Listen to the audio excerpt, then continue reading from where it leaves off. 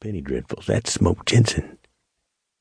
Smoke tied his horse to the hitch rail in front of the big rock guardian and went inside to speak with Haywood Arden, owner and editor. "He sure is mean-looking," the boy from back east said. "And he really does wear them guns all whopper-jawed, don't he?"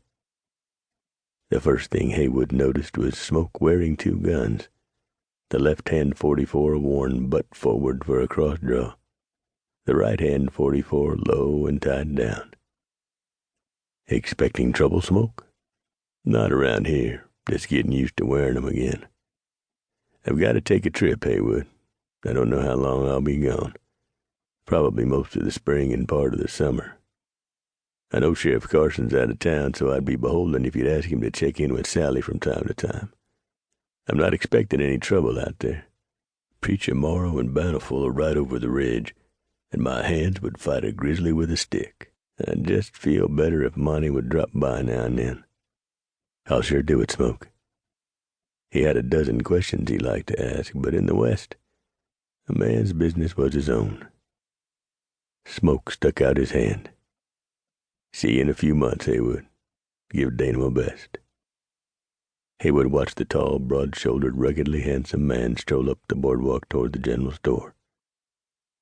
Smoke Jensen, the last mountain man, the hero of dozens of dime novels, the fastest gun in the West, a man who never wanted the title of gunfighter, but who at 16 years of age was taken under the tutelage of an old he-coon named Preacher.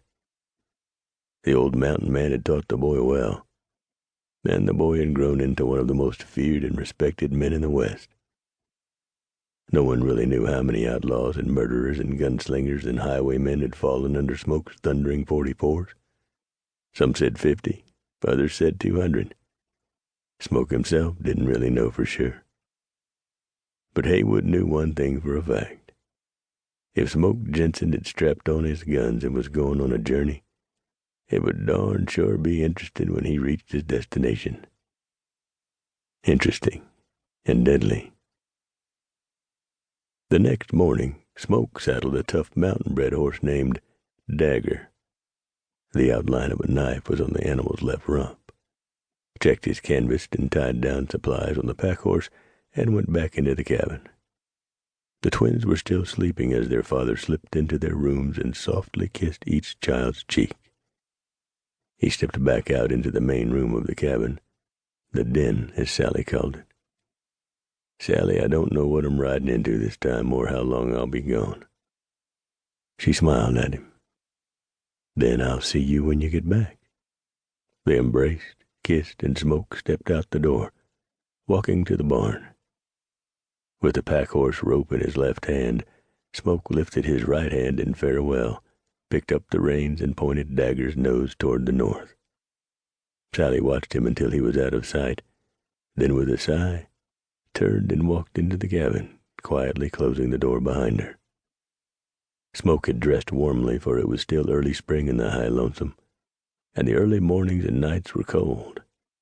But as the sun touched the land with its warming rays, he would shed his heavy-lined jacket and travel wearing a buckskin jacket made for him by the squaws of Indian friends. He traveled following a route that kept the Rocky Mountains to his left and the Medicine Bow Mountains to his right. He crossed the Continental Divide and angled slightly west. He knew this country and loved it. Preacher had first shown this country to him back in the late 60s, and Smoke had fallen in love with it. The columbine was in early bloom, splashing the countryside in blue and lavender and white and purple. Smoke's father, Emmett Jensen, was buried at Brown's Hole, up near the Utah line in the northwest corner of Colorado. Buried lying atop thousands and thousands of dollars in gold. No one except Smoke and Preacher knew that, and neither one of them had any intention of spreading it about. Old Preacher was in his early 80s, at least, but it had filled Smoke with joy and love to learn that he was still alive. Cantankerous old Billy Goat. On his third night out, Smoke made camp halfway between Rabbit Ears Pass and Buffalo Pass, in the high-up country of the Rockies. He had caught some trout just before dusk dropped night on the land and was frying them.